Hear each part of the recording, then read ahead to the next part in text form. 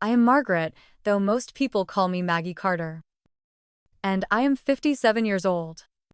I've lived my whole life in the sleepy Midwest town of Maple Falls. The kind of place where everyone knows your business. And family names matter more than money in the bank. It's the summer of 1997, and the speeded decades gone by. Nothing about my family has changed, at least. That's what I thought. This story doesn't start quietly. No. It begins on a sticky August night with a dinner table groaning under the weight of roasted chicken, green bean casserole, and my mother's famous blueberry pie. The Carter house, our grand old Victorian. A place that should have felt like home felt more like a stage. Every chair, a front row seat to my mother's ongoing play. The occasion, supposedly. We were gathered to celebrate my younger brother David's latest promotion at the First County Bank. I had spent 10 hours that day running circulation at the local library, trying to make sense of endless paperwork and a temperamental air conditioner. I barely had time to change into a clean dress, let alone brush the dust out of my hair. But my mother had made it clear attendance was not optional. The dinner started as it always did. My father, silent behind his thick glasses, passed the butter without looking up. David, new suit, perfect part in his hair. Laughter, too loud, soaked up every approving glance. My husband, Tom, tried to make small talk, but the conversation always veered back to David. My own daughter, Emily, sat quietly, eyes flicking between her uncle and grandmother, already learning the lesson I'd spent my life trying to unlearn in this family. Some people are simply more valuable than others. Halfway through dinner, my mother stood up, glass of wine in hand. The room went silent. Her voice, always sharp as a razor, rang out. Some daughters just can't live up to family standards. Thankfully, we have David to carry the Carter name. It's strange how words can slice through years of effort. How shame can burn even after all this time. I clenched my napkin under the table, forcing my jaw to stay locked. My father nodded without a word. David gave a little smirk, eyes glinting. For a moment, I felt myself shrink, just like I had as a little girl, always the afterthought. Always expected to help, but never to shine. But that night, something inside me cracked. Maybe it was the way my mother wore the pearl necklace I had given her last Christmas. A necklace she had called a bit too plain, but she never forgot to wear it to David's celebrations. Or maybe it was the way she made sure every guest at the table could see that Emily, my own daughter, was seated at the far end, barely in the family photograph. The chandelier overhead flickered, casting prisms of light across the tablecloth. The silence after my mother's words was thick, heavy. I could hear the faint ticking of the grandfather clock in the hallway, marking the seconds between humiliation and decision. My palms were sweaty. My heart hammered in my chest. But what nobody at that table knew was that for the last 2 years, I'd been the one quietly keeping the Carter house afloat. Every mortgage payment, every emergency repair, every last-minute bill paid by me. I'd never told anyone. Not even Tom. It was supposed to be temporary. A family crisis. Just until things stabilized. But somehow, it had become my full-time, thankless job. I reached down and touched the envelope in my purse, the one I had carried for weeks. Inside was the mortgage statement. Every canceled check. Every transfer receipt. I thought I was waiting for the right moment to share them. But the truth was, there is no right moment for betrayal. I took a breath. My hands shook, but my voice was steady when I stood up. Mother, Since we're being honest in front of everyone, maybe it's time the family heard what I've really been doing these last 2 years.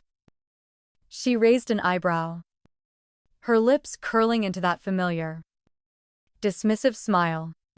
Oh, Madje, please don't embarrass yourself. But I didn't flinch. I placed the envelope on the table, sliding it next to her glass. For 2 years, I have been paying your bills. I've been paying for this house. I've covered the debts, the taxes, everything. And not just once. Every month. Quietly. Because family helps family. Right. David's fork clattered to his plate. My father stared at his lap. Tom looked at me, stunned. Emily's eyes grew wide. My mother waved her hand, as if swatting a fly. That's what family does. David's career is too important for distractions. You should be grateful you can help your brother succeed. It's the least you could do. The rage simmered in my chest. But I forced myself to stay calm. The least I could do, I've given everything. My savings. My retirement. My peace of mind. And still, it's not enough for you. She shrugged. Voice icy. If you really wanted to impress us, Madje, maybe you would have made something of yourself instead of clinging to a dead-end job and begging for recognition. For a heartbeat. The room was so silent I could hear my own pulse. If you want to understand what happened that night, you have to understand the history of the Carter family and mine. People in Maple Falls always thought we were the model of small-town respectability, a stately old house on Oak Street. Fresh-cut grass. American flag in the yard. The kind of family that showed up to Sunday service with pressed clothes and forced smiles. But behind our front door, the truth was much colder. My mother, Helen Carter, clung to her traditions with an iron grip. In her world, sons inherited legacies. And daughters, well, daughters were just supposed to help. That lesson was sewn into my childhood, stitch by stitch, until I wore it like a second skin. I was 10 when I first noticed the difference. My brother David, 2 years younger. Wild blonde hair. A smile that could charm the nuns at St. Mary's. Got a brand new blue Schwinn bike for Christmas. I got a used copy of Little Women, already dog-eared, wrapped in recycled newspaper. I didn't complain. My mother would have said I was ungrateful.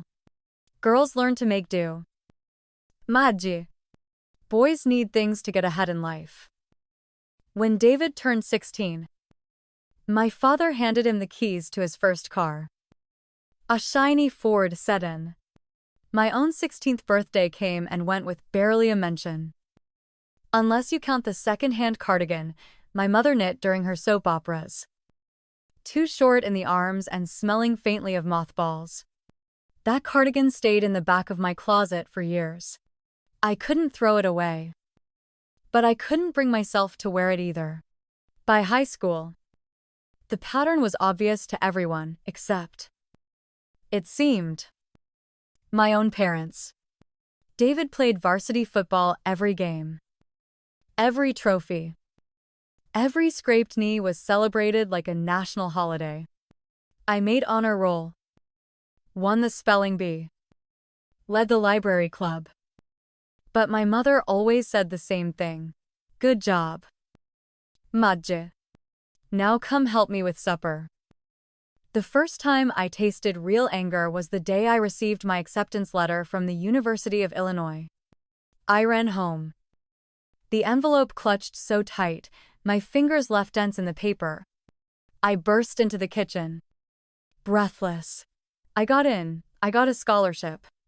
My mother looked up from peeling potatoes, unimpressed. That's nice, dear. Be sure to keep your weekends free. David still needs a ride to football camp this summer. She didn't even ask what I wanted to study. I should have seen it coming. All those years of small slights.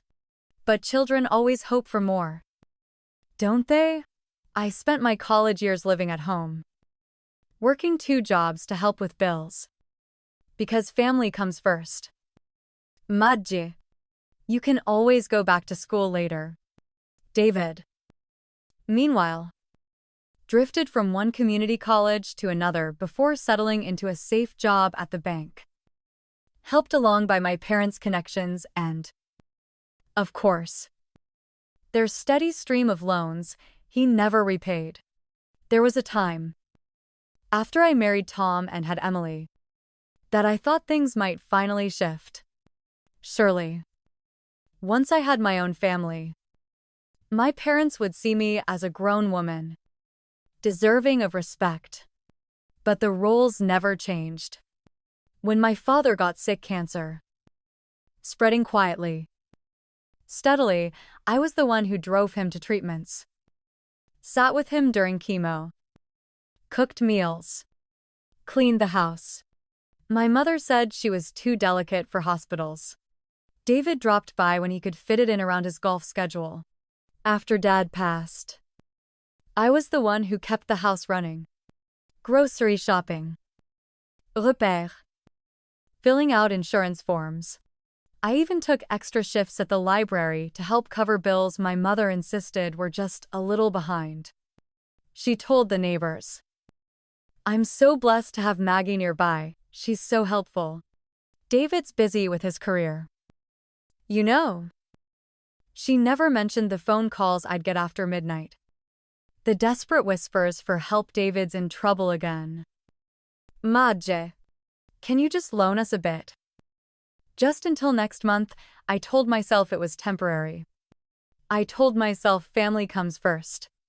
I didn't want to believe that I was nothing more than a safety net, an invisible hand holding everything together while someone else got all the applause.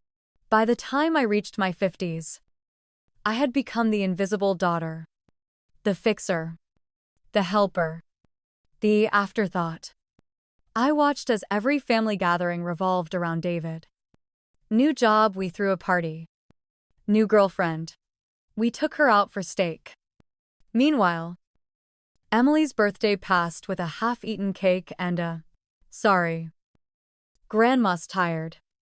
I tried to let it go, for Emily's sake. But every year it cut a little deeper. And yet, I stayed. I stayed because I wanted my daughter to know her family, even if it meant swallowing my pride. I stayed because Tom said, "You're stronger than you think." I stayed because I kept hoping, somewhere in the back of my mind, that things might change if I just worked a little harder, tried a little more.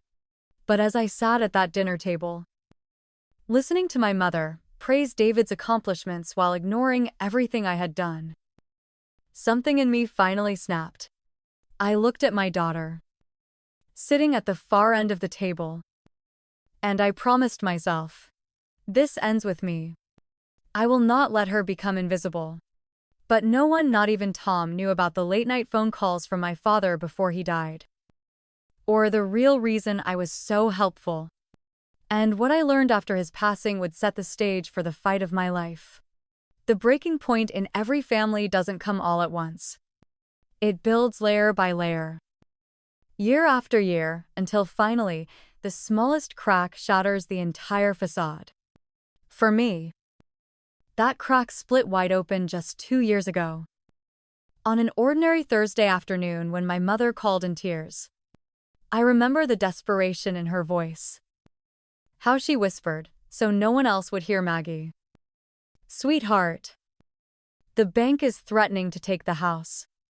I know it's sudden, but we just need your help this once." I dropped everything.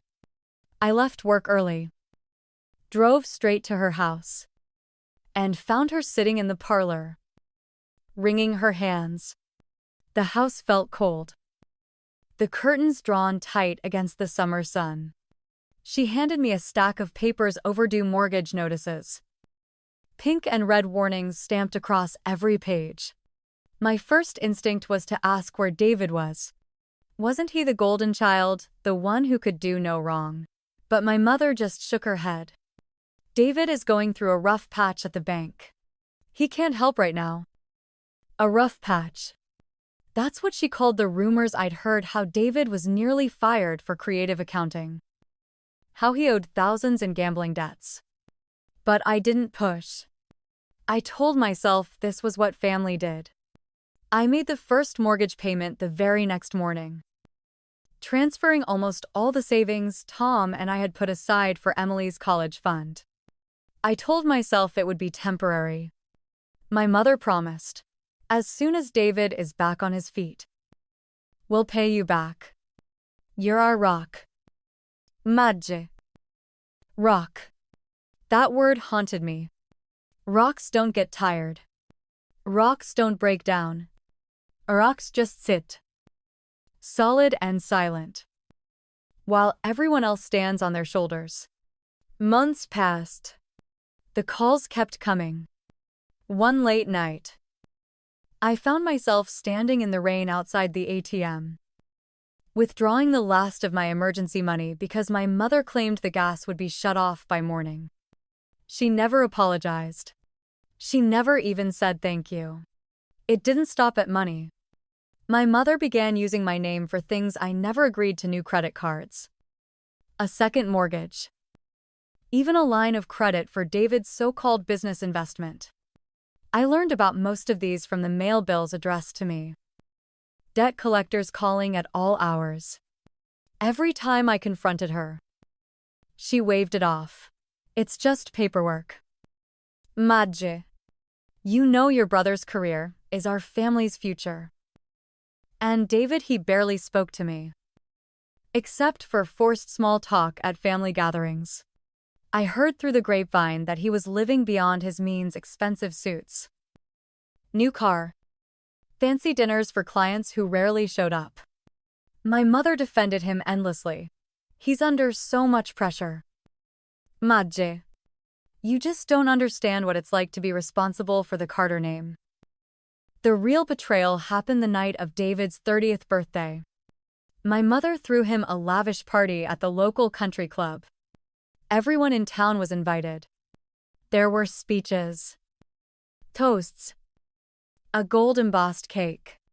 During dinner, my mother took the microphone and, with a tearful smile, thanked David for being the hope of the Carter legacy. She never mentioned my name. Not once. That night, after everyone left, I found my mother alone in the kitchen, counting cash from the card box. She barely looked up when I asked, "When will you pay back the money I've given?"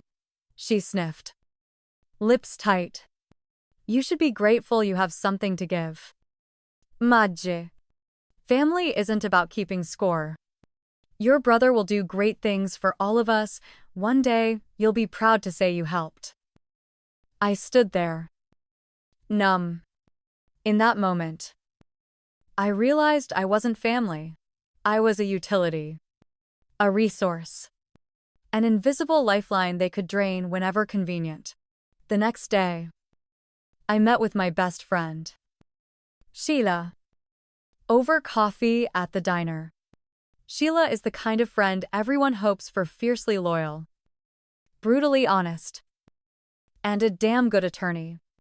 I told her everything: the loans, the fake credit accounts, the growing stack of debt in my name. She listened quietly, then reached across the table and squeezed my hand. Madge, this isn't helping.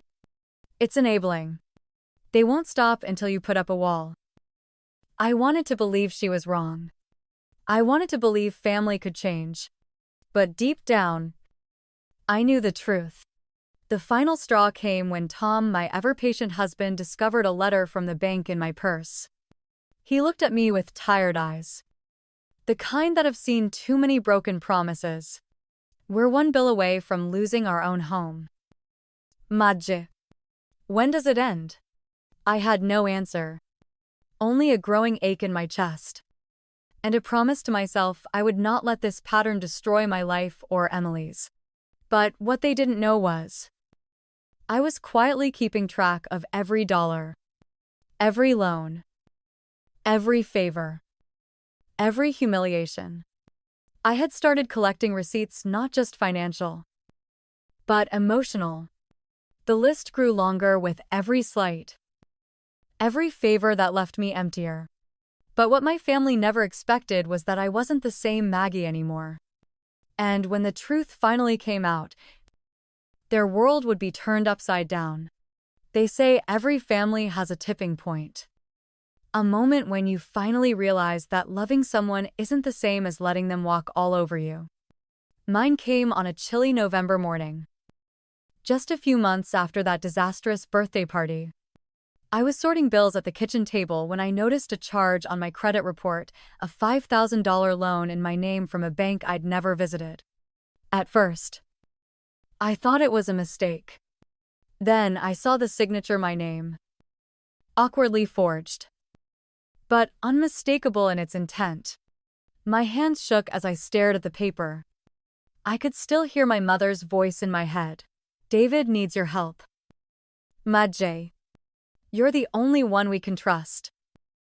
I wanted to scream. Instead, I poured myself a cup of coffee and called Sheila. Sheila had always been my lighthouse in a storm. That morning, I met her at her law office, a tiny brick building wedged between a hardware store and an old movie theater. As soon as I walked in, she took one look at my face and pulled me into her office. Closing the door behind us, I slid the papers across her desk. They've been taking out loans in my name. I never agreed to any of this. Sheila, what do I do? Sheila read the documents in silence. When she finished, her jaw was set like granite. Madje, this isn't just wrong, it's illegal. Your mother forged your signature. That's fraud. Plain and simple. Hearing the word fraud made my skin crawl. I thought about calling the police, about pressing charges, about finally breaking free. But the idea of dragging my own mother, my family through the courts, it twisted my stomach into knots.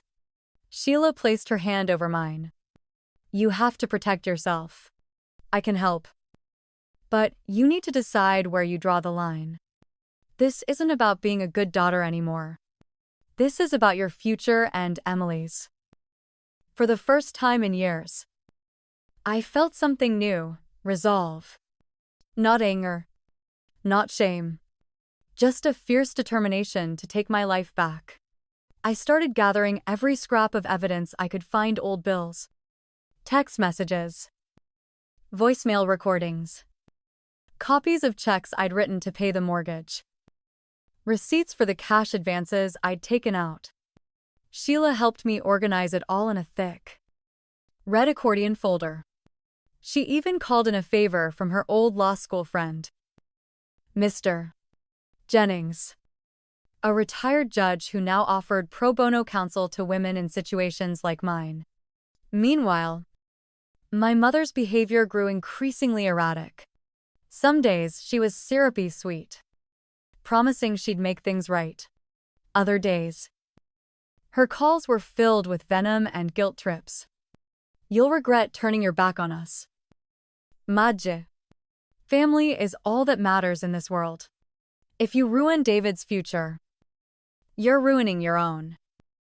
But I didn't budge. Not this time. David, for his part, began avoiding me altogether.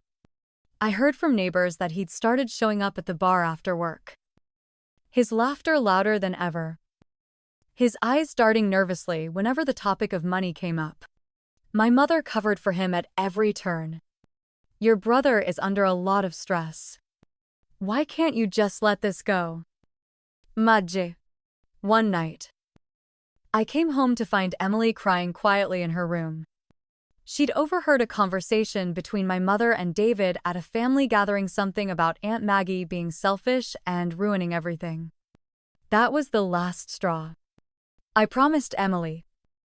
Holding her tight, we don't have to let anyone use us. Sweetheart, we stand up for ourselves. Even when it's hard. Over the next few weeks, Sheila and I worked together, building a timeline of every dollar that had passed from my hands into the black hole of my family's debts. We uncovered even more credit cards opened in my name, emergency loans co-signed without my knowledge, even a forged letter to the utility company authorizing a payment plan using my bank account. Sheila was furious. They're not just taking advantage of you, they're committing a crime. You need to confront them. Madge. And if they won't stop, you have enough evidence to press charges. The thought of sitting my family down and airing their dirty laundry terrified me. But the fear of what would happen if I stayed silent was even worse. I decided to call a family meeting. I told my mother I wanted to clear the air. She sounded pleased, almost smug, as if she thought I was finally coming to my senses. That night, as the cold wind rattled the windows, I gathered everyone in the living room, my mother, David, and even my father-in-law, who had always been a quiet supporter. Sheila sat in the corner, not as my lawyer, but as my friend. I laid the folder on the coffee table, my heart thumping so loudly I could barely hear my own voice. I know everything, I said. I know about the loans, the credit cards, the forged documents. I know you've been using my name and my money to bail David out. And I have proof that could send you to jail if I chose. For a long moment, no one spoke. My mother's face turned pale, her hands trembling.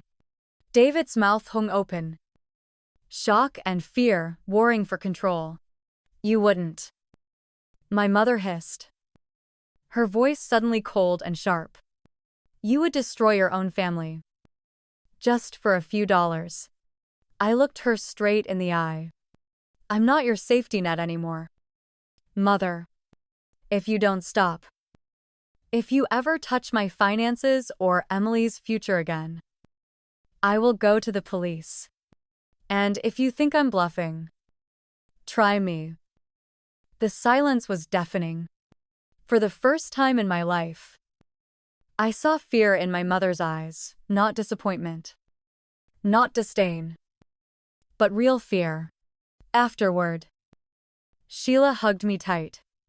You did it, Madge. You took your life back. But just as I started to believe it was finally over, a letter arrived in the mail the next morning. The return address was from a law office in Chicago, a place I didn't recognize. But the name on the envelope was all too familiar, David Carter. As the day of reckoning drew closer, I realized I wasn't the only one keeping secrets. And what I was about to discover would change everything I thought I knew about my brother and the Carter legacy. The envelope from Chicago sat on my kitchen table for hours. I stared at it, willing it to disappear. But deep down, I knew the Carter family's web of secrets was bigger than anything I'd faced so far. Finally, hands trembling, I tore it open. Inside were legal documents, pages and pages, dense with legalese and stamped with my brother's name. The first thing that caught my eye was a letterhead: Blackwell and Reeves, attorneys at law. But what made my heart race was the phrase repeated again and again: petition for bankruptcy protection. David was filing for bankruptcy. I skimmed the pages, disbelief giving way to horror. Not only had David drained every account he could get his hands on, mine, Mother's, even a few from our father's old retirement fund, but he'd also forged signatures, inflated debts, and used the Carter family home as collateral on a series of risky loans for failed investments. The final total, more than $160,000 in bad debts. And here was the kicker: if the bankruptcy was approved, I would be liable for most of it. Because so many of the loans were in my name. My entire financial future and Emily's was hanging by a thread. I ran straight to Sheila's office, clutching the documents so tightly they crumpled in my fists. Sheila read through every page, growing angrier with each line. "This isn't just fraud, Madje," she said, her voice icy with outrage. "This is criminal conspiracy. Your brother and mother have been systematically stealing from you, manipulating the law, and trying to pin the fallout on you if it all went wrong." I felt dizzy. Betrayal was too small a word for what I felt.